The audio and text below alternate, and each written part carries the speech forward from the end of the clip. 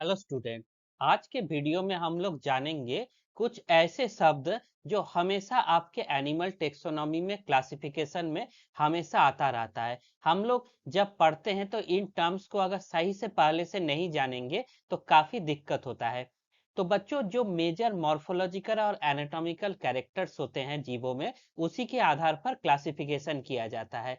और in terms हमें मदद करते हैं उस एनिमल के आइडेंटिफिकेशन, क्लासिफिकेशन, उसके फाइलोजेनिको, एडेप्टेशन शैली, पैलियोंटोलॉजी, सारे चीजों को आप जब देखेंगे तो उन सारी चीजों को इन्हीं टर्म्स के आधार पर समझा जाता है। जब तक हम लोग बेसिक टर्म्स को नहीं समझेंगे, जैसे सिमेट्री क्या होती है, कितने तरह की होती है, जर्म लेयर्स कितने तरह की होती है, ए सिलोमेट, सीडोसिलोमेट, यू सिलोमेट, इनमें क्या अंतर है, इंटरनल और एक्सटर्नल सेगमेंटेशन क्या होती है, डाइजेस्टिव सिस्टम इनकम्प्लीट या कंप्लीट का क्या मतलब है। तो इन्हीं सब चीजों को हम लोग आज के वीडियो में एक एक करके चलेंगे और सारे टर्म को क्लियर करेंगे। उसके बाद जब हम लोग फाइलम में एक एक ऑर्गेनिज्म पढ़ेंगे तो आप देखिएगा आपको कितना आसानी से वो समझ में आ जाएगा। तो बच्चों, एनिमल क्लासिफिकेशन हम लोग जब भी पढ़ते हैं तो सबसे पहला एक टर्म आता है जिसे कहते हैं लेवल ऑफ ऑर्गेनाइजेशन। तो बच्चों, लेवल ऑफ ऑर्गेनाइजेशन क्या है? तो लेवल ऑफ ऑर्गेनाइजेशन का मतलब है किसी जीव की जो शरीर होती है वो किससे बनती है। हम लोग जानते हैं सेल से बनती है। तो सेल्स कितना जटिल हो सकता है, ये कितना कॉम्प्लेक्स हो सकता है। तो बच्चों, इसको मेनली चार लेवल्स पे बांटा गया है। पहला होता है सेलुलर लेवल, जिसमें शरीर में सिर्फ सेल्स होते हैं, ये आपस में मिलकर टिश्यू नहीं बनाते हैं। दूसरा लेवल थोड़ा कॉम्प्लेक्स होता है, जिसको क्या कहते हैं, टिश्यू लेवल कहते हैं। जब एक तरह के सेल्स आपस में मिलकर टिश्यू बनाए, तो कुछ ऑर्गेनिज्म केवल सेलुलर लेवल तक सीमित है, कुछ टिश्यू बनाते हैं, और आगे जाकर कई टिश्यू मिलकर ऑर्गेन बनाते हैं, और कई ऑर्गेन मिलकर आगे जाके ऑर्गेन सिस्टम बनाते हैं। तो बच्चों, इसको लेवल ऑफ ऑर्गेनाइजेशन करते हैं। अब एक एक लेवल ऑफ ऑर्गेनाइजेशन को हम लोग समझेंगे। बच्चों, सबसे पहले आता है सेलुलर लेवल ऑफ ऑर्गेनाइजेशन। तो सेलुलर लेवल ऑफ ऑर्गेनाइजेशन क्या बनाता है? सेल्स बच्चों क्या होते हैं? बेसिक यूनिट ऑफ लाइफ होते हैं। ये जो हमारा एनिमल एवोल्यूशन हुआ उसका सबसे प्रिमिटिव है, और सबसे पहले क्या बने हैं? सेल्स बने हैं।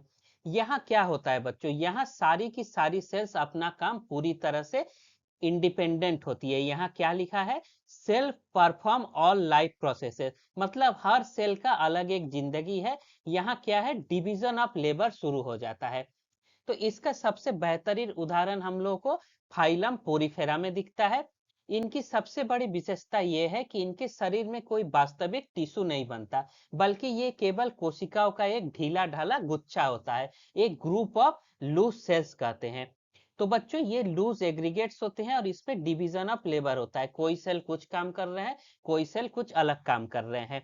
तो इसका क्लासिकल उदाहरण बच्चों फाइलम पोरीफेरा है, जिसे हम स्पंजेस भी कहते हैं। तो इसमें विशेष कोशिकाएं साफ साफ यहाँ डायग्राम में देख सकते हैं। कुछ कोशिकाओं का नाम पिनाकोसाइट्स है, किसी को कोएनोसाइट्स कहा गया, किसी को अमीबोसाइट्स कहा गया। तो बच्चों, ये कोशिकाएं जो होती है, कोएनोसाइट खाने के लिए होती है, अमीबोसाइट का कुछ रिप्रोडक्शन से होता है, कुछ सेल प्रोटेक्शन के लिए होती है। तो ये सेल क्या करते हैं? डिवीजन ऑफ लेबर का शुरू करती है, और एक सेल का दूसरे सेल से मतलब नहीं, खाली सेलों का गुच्छा है। तो इसे क्या कहते हैं बच्चों? Cellular level of organization. बच्चों, जब सेल्स धीरे धीरे एवोल्यूशन होता रहा और सेल क्या होते रहे? आपस में एग्रीगेट होते रहे। जो ग्रुप ऑफ एक जैसे सिमिलर थे वो अरेंज होते रहे और एक लेयर जैसा बना। तो बच्चों, विकास की रेस में जब जीव एकदम आगे बढ़े तो समान कार्य और उत्पत्ति वाले कोशिका सेल जो एक जैसे फंक्शन होते थे, वो क्या बनाने लगे? टिश्यू बनाने लगे। इसका सबसे बेस्ट उदाहरण हमको निडेरिया में दिखता है, और इसका कॉमन मेंबर क्या है? हाइड्रा है। तो बच्चों, टिश्यू लेवल का कॉन्सेप्ट क्या है, इसमें क्या हो रहा है? जब हम एकदम ऊपर बढ़ते हैं तो समान कोशिकाएं क्या कर रही हैं? ग्रुप ऑफ सिमिलर सेल बना रही हैं, और वो कुछ लेयर्स में अरेंज हो रही है। ये एक प्रकार के सेल्स का अरेंजमेंट है, ये दूसरे प्रकार के, ये तीसरे प्रकार के सेल्स का अरेंजमेंट है। और ये क्या करते हैं? ये नहीं करते कि सब लोग अलग अलग, ये मिल के एक काम को करने के लिए बनते हैं। तो बच्चों, यहाँ दो उदाहरण दिया गया है, एक ऊपर लिखा गया है डिप्लोब्लास्टिक, तो दूसरा क्या लिखा गया है, ट्रिप्लोब्लास्टिक। तो इसके नाम से ही बच्चों आप समझ सकते हैं, डिप्लो मतलब दो, इसमें दो क्लियर लेयर है। बाहर के लेयर को एक्टोडर्म कहा गया और अंदर के जो लेयर है उसको एंडोडर्म कहा गया। और जो बीच का एक जेली जैसा रहता है, यहाँ कोई सेल्स का नहीं रहता, ये ए सेलुलर जेली है, तो उसको क्या कहा गया, मीसोग्लिया कहा गया। तो बच्चों डिप्लोब्लास्टिक पहले एनिमल्स जो बने वो कैसे बने, डिप्लोब्लास्टिक, दो सेल का लेयर, एक बाहर का लेयर और एक अंदर का लेयर, और उसके बीच में एक जेली जैसा, गोद जैसा, ए सेलुलर सेल जैसा नहीं, ए सेलुलर मटेरियल भरा है। तो दो लेयर तो डिप्लोब्लास्टिक। आगे चलकर एवोल्यूशन में क्या हुआ, ट्रिप्लोब्लास्टिक बनने लगे। ट्रिप्लोब्लास्टिक में क्या हुआ, एक्टोडर्म तो बन ही चुका था, एक एंडोडर्म भी है, और बीच में जो जेली था वो जेली ना रह के क्या बना गया, एक कोशिका का अलग लेयर बता गया, जिसको हम लोग क्या कहते हैं, मीसोडर्म। तो बच्चों कहीं भी डिप्लोब्लास्टिक शब्द आए तो समझ लेना कि वो जीव में दो लेयर से बना है, और अगर ट्रिप्लोब्लास्टिक है तो वो जीव कितने लेयर से बना है, तीन लेयर से बना है। तो बच्चों एग्जाम में पूछा जाता है डिप्लोब्लास्टिक, इसके क्या उदाहरण है, तो इसका सबसे उदाहरण क्या है, हाइड्रा है, फाइनम निडेरिया है, इसके साथ जेलीफिश, कोरल, कॉम जेली, सारे इसी ग्रुप में आते हैं। तो बच्चों जब इन जीवों में जाएंगे तो इसको और डिटेल्स में देखेंगे। आपको अभी याद रखना है कि सबसे पहले कौन आया, सेलुलर लेवल, उसके उसमें कौन थे, स्पंज, फिर टिश्यू लेवल में कौन आए, निडेरिया, जिनका एग्जाम्पल क्या है, हाइड्रा। तो बच्चों जीवन आगे बढ़ता जाता है और कुछ ना कुछ बदलाव आता जाता है। अब अगला बदलाव एवोल्यूशन में क्या था, अब क्या है, टिश्यूज क्या है, कंबाइन करके ऑर्गन बनाने लगे। यहाँ क्या हो रहा है, टिश्यू कंबाइन करके ऑर्गन बना रहा है, और प्रत्येक जो ऑर्गन होगा एक निश्चित कार्य करने के लिए स्पेसिफिक होगा। जैसे हम लोग का लंग्स किसके लिए है, सांस लेने के लिए, दिल किसके लिए है, ब्लड को सर्कुलेट करने के लिए। तो बच्चों इसका सबसे पहला और क्लासिकल उदाहरण हम लोग को क्या देखते हैं, फ्लैट वर्म। जो फ्लैट वर्म होते हैं उसमें सबसे पहले कौन सा सिस्टम आया, ऑर्गन लेवल सिस्टम आया। तो एग्जाम में पूछा जाता है ऑर्गन लेवल सिस्टम का सबसे पहले किन जीवों में दिखा गया, उसका उदाहरण है फ्लैट वर्म, और एग्जाम्पल के लिए प्लानेरिया। तो बच्चों यहाँ क्या होता है, इसको थोड़ा समझते हैं।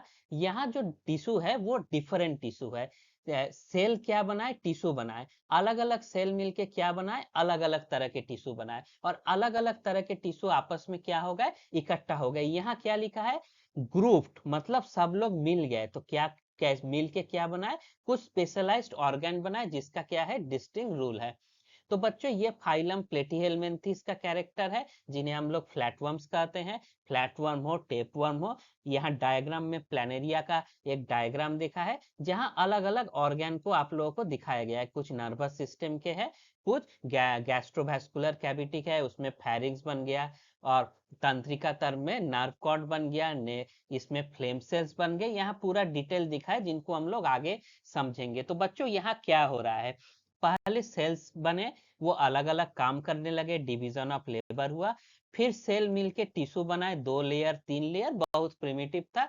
अब अलग अलग टिश्यू मिलके क्या बनाने लगे हैं, ऑर्गन बनाने लगे। तो तीसरा सिस्टम क्या हो गया, ऑर्गन लेवल सिस्टम। बच्चों cellular level, tissue level, organ level, और अब उससे आगे बढ़ के क्या हो गया, ऑर्गन लेवल सिस्टम बन गया।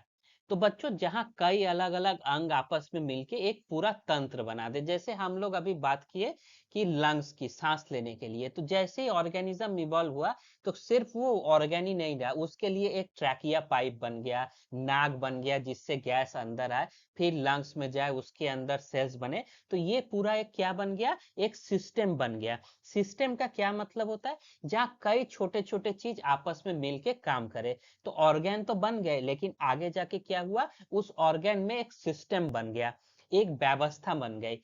अब जो हायर एनिमल्स है उसमें हम लोग क्या करते हैं, उसमें कहते हैं इसमें क्या है, ऑर्गन नहीं है, ऑर्गन सिस्टम लेवल है। तो जितने हायर ऑर्गेनिज्म है उसमें अब ऑर्गन नहीं रहा, उसका एक पूरा तंत्र बन गया। जैसे आप खुद पढ़ रहे हैं तो आप खुद लर्न कर रहे हैं, और स्कूल जा रहे हैं, कॉलेज जा रहे हैं, तो सारे मिलके एक सिस्टम आपको सिखा रहा है।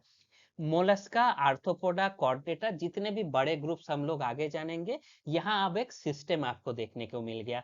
तो बच्चों इसका कोर कॉन्सेप्ट क्या है, ये क्या बता रहा है? यहाँ कई सारे अंग आपस में मिलके एक कोऑर्डिनेटेड रूप में काम कर रहे हैं, मल्टीपल ऑर्गन्स वर्किंग टुगेदर। यहाँ वही लिखा है कि सारे मिलके, जैसे digestive system, circulatory, respiratory, excretory, nervous, reproductive, muscular system. तो यहाँ सारे ऑर्गन सिस्टम बन गए हैं और इनका काम क्या है? सबको मिलकर चलाना। तो बच्चों, इसके आपको एग्जाम में हमेशा पूछा जाता है कि ये कहाँ होता है। तो बच्चों, ये फाइलम स्केलमेंथिस से शुरू होता है और फाइलम कॉर्डेटा जो मोस्ट एडवांस है वहां तक जाता है। इससे पहले जितने भी थे उसमें क्या था? ऑर्गन लेवल था, उससे भी जो प्रिमिटिव थे टिश्यू लेवल था और सेलुलर लेवल था। तो बच्चों, अगर एक लाइन में इसको याद रखना हो तो हम लोग क्या याद रखेंगे? विकास में सेल आया, सेल से टिश्यू बना, टिश्यू डिफरेंट होके ऑर्गन बना और ऑर्गन से सिस्टम बना। तो सबसे पहला पोरिफेरा, जिसमें सेलुलर लेवल है। आगे जाके टिश्यू लेवल किसमें बना? हाइड्रा में बना, निडेरिया में। फिर ऑर्गन लेवल किसमें बना है? प्लानेरिया यानी प्लेटवर्म में। फिर प्लेथी तक ये रहा और इसके हेलमिंथेस से आगे हमारा ऑर्गन सिस्टम लेवल आ गया। तो बच्चों, इसके अलावा भी एक ऑर्गन सिस्टम रहता है जिसको क्या कहते हैं? प्रोटोप्लाज्मिक लेवल कहते हैं। प्रोटोप्लाज्मिक लेवल कहाँ होता है? ये अमीबा में होता है। वहां क्या होता है? एक ही सेल के अंदर सारे फंक्शन होते रहते हैं जिसको क्या कहते हैं? Protoplasmic level. ये सेलुलर लेवल के भी आता है। तो आप लोग कहीं किताब में देखें तो मोस्टली ये 4 लेवल होते हैं, कहीं कहीं प्रोटोप्लाज्मिक लेवल को भी आता है। तो प्रोटोप्लाज्मिक लेवल क्या है? एक ऐसा लेवल जिसमें एक सेल के अंदर ही सब कुछ हो रहा है, उसमें ना टिश्यू है ना कुछ है, डाइजेशन, रेस्पिरेशन सब प्रोटोजोआ में एक ही सेल के अंदर होता है, जैसे अमीबा का उदाहरण है। तो बच्चों, इसको देखे तो ना घबराए, ये 4 मेन होते हैं। कहीं कहीं किताब में और पुराने टेक्स्ट में प्रोटोप्लाज्मिक लेवल भी दिखा जाता है, तो वो अमीबा का कैरेक्टर है। बच्चों, अगला जो टेक्सोनोमिक कैरेक्टर है बहुत इंपॉर्टेंट है, जिसको क्या कहते हैं? बॉडी सिमेट्री कहते हैं। यानी जंतुओं को अलग अलग संघों में बांटने के लिए ये बहुत बड़ा और बहुत इंपॉर्टेंट टेक्सोनोमिक कैरेक्टर है। इसको सबको जानना है क्योंकि ये बहुत इंपॉर्टेंट है और एग्जाम में इससे काफी ज्यादा क्वेश्चन पूछे जाते हैं। तो बच्चों, बॉडी सिमेट्री का मतलब क्या हुआ? तो बच्चों, इसका सीधा सीधा मतलब ये है कि किसी जीव के शरीर को बराबर भागों में काटा या बांटा जा सकता है कि नहीं। जैसे मान लीजिए आपके पास एक आलू हो या संतरा हो, तो इसको 2 भाग में काटेंगे तो ये बराबर कटेगा नहीं या नहीं। अगर ऊपर वाले और नीचे वाले डायग्राम में देखें तो ये ज्यादा संतुलित है, तो ये 2 बराबर भागों में कटेगा, ये 2 बराबर भागों में नहीं कटेगा। इसे ही बच्चों बॉडी सिमेट्री कहते हैं और ये मेनली 4 तरह के होते हैं। तो बच्चों, सबसे पहले हम बात करेंगे एसिमेट्री की। एसिमेट्री में क्या लिखा है? No plane divides body into equal. हाँ, इसका क्या मतलब हुआ? यानी इसके शरीर के जैसे हम बना दिए ऐसा एक ठो शेप। अब आप कहीं से भी इसको शरीर के बीच से काटे तो ये 2 भागों में बराबर नहीं बटेगा। ये पार्ट अलग हो जाएगा, ये पार्ट अलग होगा। यहाँ से भी बीच से काटे तो नहीं हो सकता, यहाँ से भी काटे तो नहीं हो सकता। किसी भी प्लेन से अगर इसको काटा जाए तो ये बराबर भागों में नहीं कटता। इसका सबसे बड़ा इंपॉर्टेंट और सबसे बड़ा एग्जाम्पल क्या है? स्पंजेस। स्पंजेस क्या होते हैं? एसिमेट्री होते हैं। इसको आप किसी भी प्लेन से काट दे, ऊपर नीचे भी, ये अनियमित आकार के होंगे और इसको सही तरीके से नहीं काट सकते। तो बच्चों, इसका कॉन्सेप्ट क्या होता है? इसको और थोड़ा डिटेल में पढ़ते हैं। इसको क्या कहते हैं? इसको नो सिमेट्री भी कहा जाता है। ए सिमेट्री मतलब no symmetry. Lack of clear, यहाँ लिखा है lack of a clear body plane और सेंट्रल एक्सिस और no mirror images can be form. मान लीजिए इसको यहाँ से बीच से काट दे तो इधर का हिस्सा और इधर का हिस्सा बराबर नहीं है, यहाँ देख रहे हैं एक्स्ट्रा है। तो इसका शरीर इतना अनियमित होता है कि इसको किसी भी प्लेन से काटने से 2 बराबर भागों में नहीं बटेगा। अगला लिखा है no mirror images can be form. Mirror image का क्या मतलब होता है? यानी आप बदन को किसी भी रास्ते से काट लो, कभी भी 2 एक जैसे प्रतिबिंब नहीं बन सकते। एक को रखो दूसरे को सामने तो वो दोनों एक दूसरे के बराबर नहीं होंगे। तो बच्चों इस डायग्राम में भी आप देख सकते हैं कि यहाँ कोई प्लेन ऑफ सिमेट्री नहीं है। यहाँ से भी काटे, किसी भी प्लेन से काट ले, 20 से होता है, ये दो बराबर भागों में किसी भी तरह नहीं बांट सकते। इसका कारण क्या होता है कि इसमें कैसा ग्रोथ होता है? Random growth. रैंडम ग्रोथ का क्या मतलब है कि यहाँ से इधर ज्यादा बढ़ गया, इधर कम बढ़ गया, कभी इधर ज्यादा बढ़ गया, तो कोई ग्रोथ में एक फॉर्म नहीं है। जैसे हम लोग बच्चे बचपन से कैसे बढ़ते हैं? लंबाई में बढ़ते हैं, चौड़ाई में बढ़ते हैं। ऐसा नहीं होता कि किसी एक कोण में ज्यादा बढ़ गए, किसी में नहीं। तो बच्चों इसका सबसे बेस्ट एग्जांपल क्या है? स्पंजेस। तो स्पंजेस हमेशा क्या होते हैं? एसिमेट्री होते हैं। तो बच्चों एसिमेट्री के बाद जो सिमेट्री हम लोग बात करेंगे वो है रेडियल सिमेट्री की। तो रेडियल सिमेट्री बच्चों क्या है? यहाँ क्या होते हैं? जितने भी बॉडी पार्ट्स होंगे वो कहाँ अरेंज होगा? एक सेंट्रल एक्सिस के चारों तरफ, अर्थात जीव के शरीर के अंग एक केंद्रीय अक्ष के चारों तरफ एक चक्र या घेरे जैसे होते हैं। ये सेंट्रल हो गया, और चारों तरफ जो अंग होंगे इस घेरे से बराबर दूरी पर होंगे। जैसे मान लीजिए एक पिज्जा है, इस पिज्जे जैसा ये ऑर्गेनिज्म होता है। तो इसका फायदा बच्चों क्या होता है? यहाँ केंद्र से गुजरने वाले किसी भी प्लेन या अक्ष से काटने पर शरीर दो भागों में बढ़ जाता है। जैसे पिज्जा को यहाँ से काटे तो दो भाग हो गए, एक ये एक ये। यहाँ से काटेंगे तो ऊपर का भाग, नीचे का भाग। ये तो हम स्ट्रेट नहीं काट रहे हैं, पर अगर बिल्कुल स्ट्रेट काटा जाए तो एक पोर्शन और दूसरा पोर्शन क्या होगा? बिल्कुल बराबर होगा। यहाँ बच्चों इसके दो बहुत फेमस एग्जाम्पल है। एक है ऑरेलिया, दूसरा है मेट्रिडियम। ऑरेलिया हमारे जेलीफिश को कहते हैं और मेट्रिडियम सी एनिमोन को कहते हैं। तो बच्चों ऐसा प्लेन से क्या फायदा होता है? ये उन जीवों को मिलता है जहां क्या होते हैं, वो एक ही जगह पर खड़े रहते हैं या बहुत धीरे धीरे तैरते हैं, क्योंकि इन्हें चारों तरफ से खतरा या भोजन आ सकता है। तो शरीर ऐसा बनता है कि कुछ इधर से आए, कुछ इधर से आए, कुछ यहाँ से आए। जिधर से भी आए इसका शरीर एक जैसा है, तो यहाँ से भी ये खा सकेगा, यहाँ से भी खा सकेगा, यहाँ से भी खा पाएगा। इधर से भी आए तो वो खा सकता है या अपना सुरक्षित कर सकता है। तो बच्चों इसको और डिटेल में समझा जाए तो यहाँ क्या लिखा हुआ है, इसका कॉन्सेप्ट क्या है? Parts around parts arrange around a central axis. अगर इसको डायग्राम में देखें, ये सेंट्रल एक्सिस है, तो चारों तरफ क्या है? पार्ट्स अरेंज होते हैं, यानी शरीर के सभी अंग एक केंद्रीय अक्ष के चारों तरफ व्यवस्थित है। इसका जो मुंह वाला एक सिरा होता है उसको क्या कहते हैं? माउथ या ओरल कहते हैं। और विपरीत सिरे को क्या कहते हैं? एबोरल कहते हैं। और ये एक सेंट्रल लाइन है, एक तरफ एबोरल है और दूसरे तरफ क्या है? ओरल है। और यहाँ दिखाया गया है कि मल्टीपल प्लेन्स है। आप इसको ऐसे काटे, ऐसे काटे, यहाँ से काटे, चार हर तरफ से काटे, तो ये शरीर बराबर भागों में बढ़ जाएगा।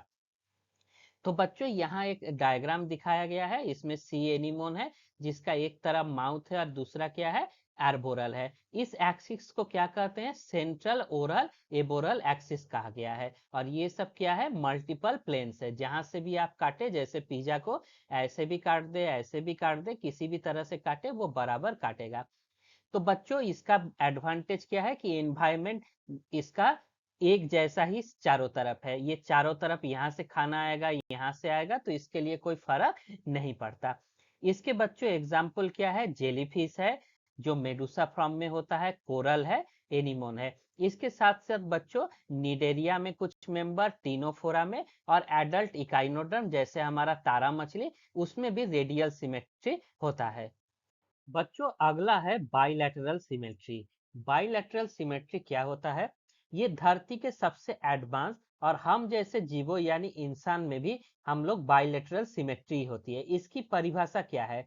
यहाँ लिखा है single plane divides body into equal halves. मतलब पूरे शरीर में केवल और केवल एक ही ऐसा मुख्य अक्ष होगा जिसे सैजिटल प्लेन कहते हैं। एक ही पॉइंट होगा जिससे काटे तो जीव क्या होगा? बिल्कुल समान हिस्सों में बटेगा, जिसको हम लोग क्या कहते हैं? एक लेफ्ट साइड और एक राइट साइड। ये व्यवस्था इस धरती के अधिकांश जो हायर एनिमल्स है उसी में पाए जाते हैं। जिसमें क्या होते हैं? जिसमें लोकोमोशन होता है, जिसमें हाथ पैर होते हैं। तो बच्चों जब जीव तेजी से दौड़ता है, तैरता है या उड़ता है, उनके लिए ये बाइलेटरल सिमेट्री बहुत इंपॉर्टेंट होती है। इसी के कारण जीवों में क्या होता है? ऊपर की तरफ सर होता है जिसे सिफालाइजेशन कहते हैं। मस्तिष्क होता है, सेंसरी ऑर्गन होता है, जिससे वो तेजी से आगे बढ़ते समय जीव खतरे और भोजन सबको देख सकता है। तो बच्चों ये जो बाइलेटरल सिमेट्री है, इसमें ऐसा क्या हो रहा है, तो ये एक सिंगल प्लेन से ही कट सकता है। यहाँ दिखाया गया है जैसे रेडियल में कई प्लेन थे, यहाँ क्या है, सिर्फ एक सिंगल प्लेन है, जिससे ये दो हिस्सों में इक्वली लेफ्ट और राइट में बढ़ सकता है। तो बच्चों इसको जब हम लोग काटते हैं बीच में से, तो कुछ अलग अलग नाम देते हैं। इसमें सबसे पहले आता है पोस्टेरियर रीजन और आगे की तरफ एंटीरियर। अगर इस एग्जाम्पल को देखें तो ये इसका क्या है, एंटीरियर रीजन है, जिससे ये आगे बढ़ेगा। और इसके एकदम आखिर सिरे को क्या कहते हैं, पोस्टेरियर रीजन। इसको हेड भी कहा जाता है, इसको टेल भी या रेयर रीजन भी कहा जाता है। तो बच्चों यहाँ देख सकते हैं, इसको बस एक ही प्लेन से काटने पर ये दोनों एग्जैक्टली दो हिस्सों में बांट सकते हैं। एक आपका हो गया राइट साइड और एक इसका लेफ्ट साइड। तो ऊपर की तरह इसको हेड वाला हिस्से को सिफलाइजेशन कहते हैं, जिसमें सारे सेंसरी ऑर्गन हो गए। आगे हेड हुआ, पीछे टेल हुआ। पीठ वाला जो ऊपरी हिस्सा है उसको क्या कहते हैं बच्चों, इसको डॉर्सल कहते हैं। और जो पेट वाला निचला हिस्सा होगा उसको वेंट्रल कहते हैं। ये बहुत इंपॉर्टेंट है। पीठ को क्या कहते हैं, डॉर्सल, और पेट को क्या कहते हैं, वेंट्रल, जो बेली होगा, जो इसमें अभी डायग्राम में छुपा हुआ आपको दिख रहा है। ये बच्चों फ्लैटवर्म्स में, मोलस्का में, आर्थ्रोपोडा में और हम ह्यूमंस में पाया जाता है। तो ये तो बच्चों एसिमेट्री, रेडियल सिमेट्री और बाइलेटरल सिमेट्री को समझ लिए। इसके साथ भी बच्चों एक और होता है जिसको क्या कहते हैं, बाइरेडियल सिमेट्री कहते हैं। तो बच्चों बाइरेडियल सिमेट्री बहुत खास होता है। ये असल में रेडियल और बाइलेटरल को एक मिला जुला के बनता है। बच्चों बाइरेडियल सिमेट्री क्या है, ये असल में रेडियल को और बाइलेटरल को मिला के बनता है। तो बच्चों ऐसा कब होता है, जब किसी शरीर के जीभ से गुजरने वाली केवल दो प्लेन हो। यहाँ बाई इसीलिए लिखा गया है कि इसमें दो प्लेन से ही आप उसको दो बराबर हिस्सों में काट सकते हैं। बाइलेटरल में तो एक था, रेडियल में कई थे, और बाइरेडियल में क्या है, दो प्लेन से काट सकते हैं। तो ये रेडियल और बाइलेटरल से कैसे अलग हुआ। रेडियल में शरीर क्या होता था, गोल शरीर को आप अनगिनत हिस्सों से काटते हैं। बाइलेटरल में क्या हो गया, इसमें शरीर को केवल एक ही दिशा से काट सकते थे। बाइरेडियल में क्या हो गया, अब दो खास दिशा से काट सकते हैं। तो आप लोग सोच रहे होंगे ऐसा क्यों होता है। बच्चों इन जीवों का शरीर बाहर से तो गोल दिखता है, लेकिन इनके शरीर के अंदर के कुछ अंग या तो बाहर निकले होते हैं जैसे टेंटाकल्स, तो केवल दो तरफ ही मौजूद होते हैं। इस वजह से इन्हें हर दिशा से बराबर हम लोग काट नहीं सकते। इसके सबसे इंपॉर्टेंट एग्जाम्पल होते हैं कॉम जेलिस, जो टीनोफोरा में आते हैं। ये समुद्र में रहने वाला एक पारदर्शी जीव है। इसके पास केवल दो लंबे टेंटाकल होते हैं। इसी की वजह से ये बाइरेडियल सिमेट्री में आता है। दूसरा एग्जाम्पल उसमें प्लूरोब्रैकिया का है, एग्जाम में बहुत बार पूछा गया है। सी एनिमल्स भी इसके एग्जाम्पल है। इनका मुंह अंडाकार होता है और अंदरूनी बनावट केवल दो भागों में ही बराबर काट सकते हैं। तो बच्चों आज के वीडियो में हम लोग क्या जाने, एसिमेट्री, जिसको किसी भी हिस्से से काटने पे वो बराबर नहीं हो सकता। रेडियल सिमेट्री, जिसको गोल होते हैं, किसी भी हिस्से से काटने से वो दो बराबर हिस्सों में बढ़ जाएगा अगर बीच से काटा जाए। बाइलेटरल में सिर्फ एक ही सिंगल प्लेन होता है जो इसको राइट और लेफ्ट में विभाजित करता है, और बाइरेडियल में दो प्लेन होते हैं। तो बच्चों इससे काफी क्वेश्चन आते हैं और इसको याद रखना है। अगले वीडियो में हम लोग और भी ऐसे एनाटॉमिकल और मॉर्फोलॉजिकल कैरेक्टर देखेंगे, जिससे जीवों का वर्गीकरण आसानी से हो जाता है। Thank you.